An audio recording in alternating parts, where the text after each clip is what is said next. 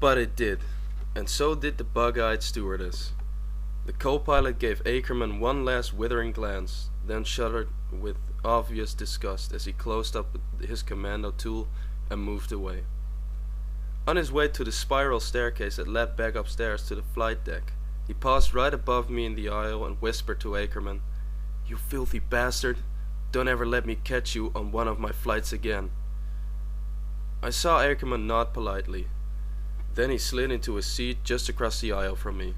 I quickly stood up and moved toward the bathroom with my shaving kit in my hand. And then I'd locked myself safely inside. I carefully closed the toilet seat before I did anything else. There's only one way to get your arm dyed blue on a 747 flight at 38,000 feet over the Pacific. But the truth is so rare and likely that not even the most frequent air travelers have ever had to confront it. And it is usually not a thing that the few who understand want to talk about it. The powerful disinfectant that most airlines use in their toilet flushing facilities is a chemical compound known as the germ, which is colored a very vivid blue. The only other time I've ever saw a man come out of an airplane bathroom with a blue arm was on a long flight from London to Zaire, en route to the Ali Foreman fight. A British news correspondent from Reuters had gone into the bathroom and somehow managed to drop his only key to the Reuters telex machine in Kinshasa down the aluminum bowl. He emerged about 30 minutes later, and he had a whole row to himself the rest of the way to Zaire. It was almost midnight when I emerged from Lavatory 1B and went back to my seat to gather up my research material. The overhead lights were out and the other passengers were sleeping. It was time to go upstairs to the Dome Lounge and get some work done. The Honolulu Marathon would be only one part of the story. The rest would have to deal with Hawaii itself, and that was something I'd never had any reason to even think about. I had a quart of wild turkey in my satchel, and I knew there was plenty of ice upstairs in the Dome Bar, which is usually empty at night. But not this time. When I got to the top of the spiral staircase, I saw my fellow traveler Mr. Ackerman, sleeping peacefully on one of the couches near the bar.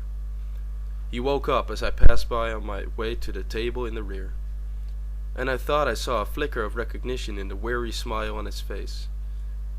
I nodded casually as I passed. "I hope you find it," I said. He looked up at me. "Yeah," he said, "of course." By this time I was 10 feet behind him and spreading my research material out on a big card table. Whatever it was, I didn't want to know about it. He had his problems and I had mine. I had hoped to have the dome to myself for these hours, to be alone, but Mr. Ackerman was obviously settled in for the night. It was the only place on the plane where his presence wouldn't cause trouble. He would be with me for a while, so I figured we might as well get along. There was a strong odor of disinfectant in the air. The whole dome smelled like the basement of a bad hospital. I opened all the air vents above my seat, then spread my research out on the table. I tried to remember if the British correspondent had suffered any pain or injury from his experience, but all that came to mind was that he wore heavy long-sleeved shirts the whole time he was in Zaire. No loss of flesh, no poison oil in the nervous system, but 3 weeks in the heat of the Congo had caused an awful fungus to come alive on his arm, and when I saw him in London 2 months later, his hand was still noticeably blue. I walked up to the bar and got some ice for my drink. On the way back to my desk, I asked him, "How's your arm?" "Blue," he replied, "and it itches." I nodded. "That's powerful stuff. You should probably check with a doctor when you get to Honolulu." He eased up in his seat and looked back at me. "Aren't you a doctor?" he asked. "What?" He smiled and lit a cigarette. "It's on your luggage tags," he said. "It says you're a doctor." I laughed and looked down at my satchel. Sure enough, the Red Carpet Club baggage tag said, "Dr. H.S. Thompson." "Jesus," I said. "You're right, I am a doctor." He shrugged. "Okay," I said finally, "let's get that weird shit off your arm." I stood up and motioned him to follow me into the tiny, crew-only bathroom behind the flight deck. We spent the next 20 minutes scrubbing his arm with soap-soaked paper towels. Then I rubbed it down with a jar of cold cream from my shaving kit. A nasty red rash like poison ivy had broken out all over his arm, thousands of filthy little bubbles. I went back to my bag for a tube of Desenex to kill the itching. There was no way to get rid of the blue dye. "What?" he said. "It won't wash off?" "No," I told him. "Maybe 2 weeks in salt water can dull it out. Get out in the surf, hang around on the beach." He looked confused. "The beach?" "Yeah," I said. "Just go out there and do it. Tell him whatever you have to. Call it a birthmark." He nodded. "Yeah, that's good, Doc. What blue arm, right?" "Right," I said. "Never apologize, never explain. Just act normal and bleach the bugger out. You'll be famous on Waikiki Beach." He laughed. "Thanks, Doc. Maybe I can do you a favor sometime." "What brings you to Hawaii?" "Business," I said. "I'm covering the Honolulu Marathon for a medical journal." He nodded and sat down, stretching his blue arm out on the couch to give it some air. "Well," he finally said, "whatever you say, Doc." He grinned mischievously. "A medical journal. Jesus, that's good." "What?" He nodded thoughtfully and put his feet up on the table in front of him, then turned to smile at me. "I was just wondering how I might return the favor," he said. "You staying long in the islands?" "Not in Honolulu," I said. "Just after the marathon on Saturday. Then we're going over to a place called Kona." "Kona?" "Yeah," I said, leaning back on and opening one of my books, a 19th century volume titled The Journal of William Ellis. He leaned back on the cushions and closed his eyes again. "It's a nice place," he said. "You'll like it." "Well," I said, "that's good to know. I've already paid for it." "Paid?"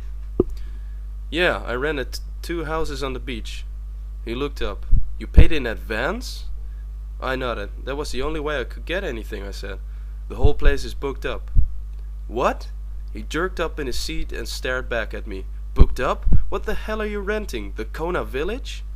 I shook my head. "No," I said. "It's some kind of estate with 2 big houses, a pool, pretty far out of town."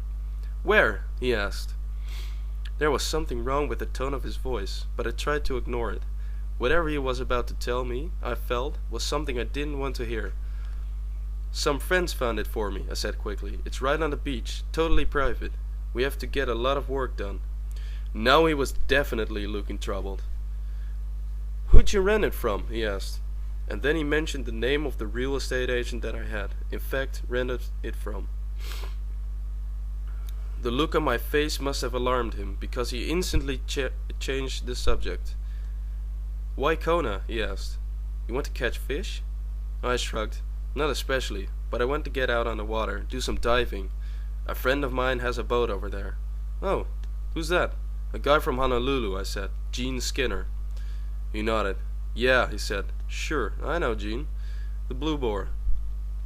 He leaned up from the cushions and turned to look back at me, no longer half asleep. "He's a friend of yours?" I nodded, surprised by the smile on his face. It was a smile I had seen before, but for a moment I couldn't place it.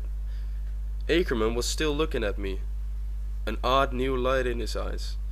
"Haven't seen him in a while," he said. He's back in Hawaii?"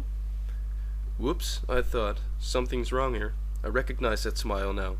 I had seen it on the faces of other men, in other countries, at the mention of Skinner's name. "Who?" I said, standing up to get some more ice. "Skinner," he said. "Back from where?" I wanted no part of Skinner's ancient feuds. He seemed to understand. "You know anybody else in Kona?" he asked, "besides Skinner?" "Yeah," I said. "I know some people in the whiskey business. I know some real estate agents."